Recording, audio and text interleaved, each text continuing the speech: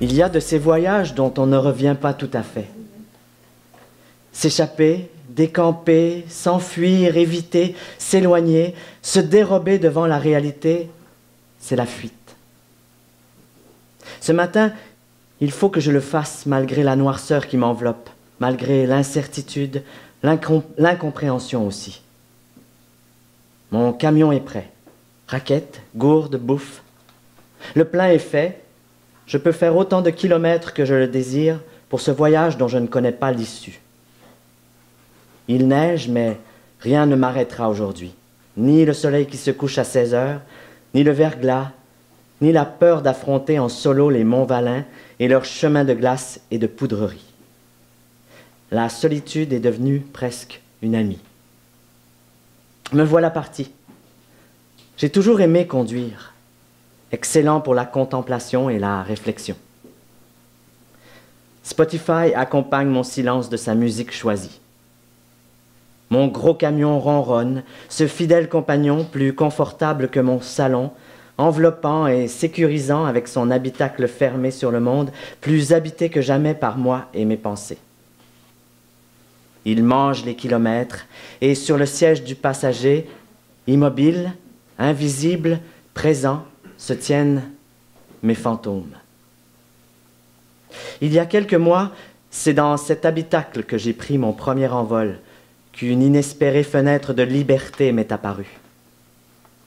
Surprise, je pouvais rire encore, je pouvais construire un monde nouveau, malgré le tourbillon de cette fragile existence, de sa réorganisation.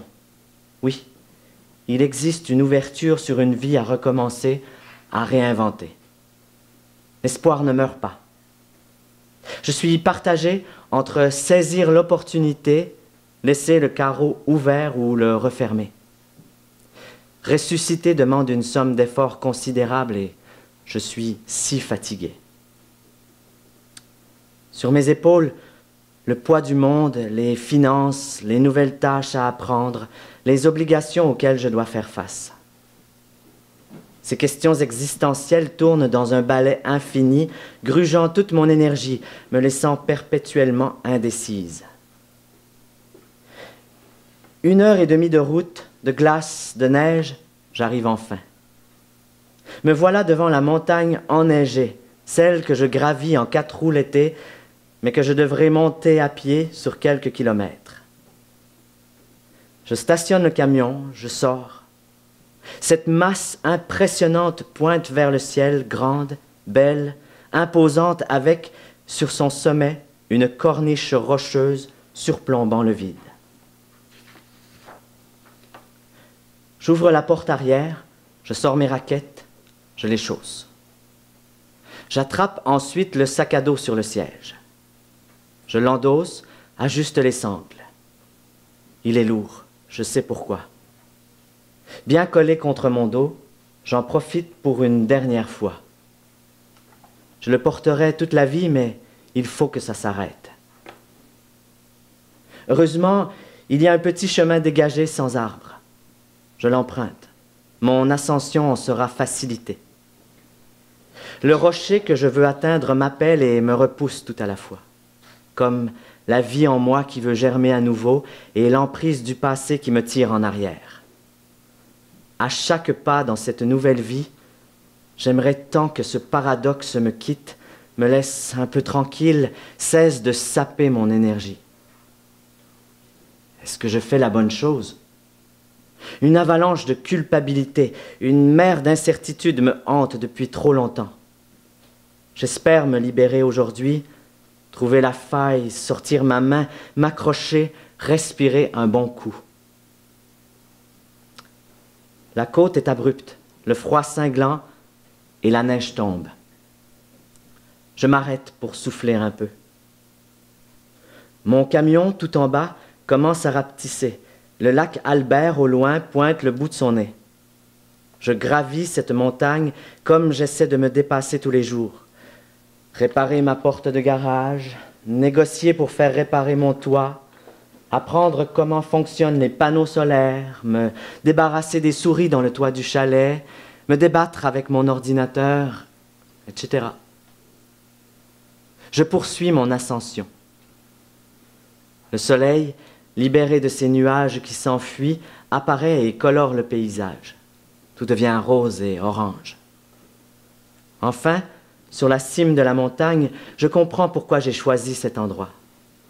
La fenêtre de la liberté, elle est ici, je la reconnais. Des forêts d'épinettes, de sapins à perte de vue, cédant parfois la place à des étendues de lacs gelés. Sur la corniche, le soleil d'hiver étend ses rayons une dernière fois pour aujourd'hui. Il est sur le point de se coucher. C'est déjà l'ombre qui approche.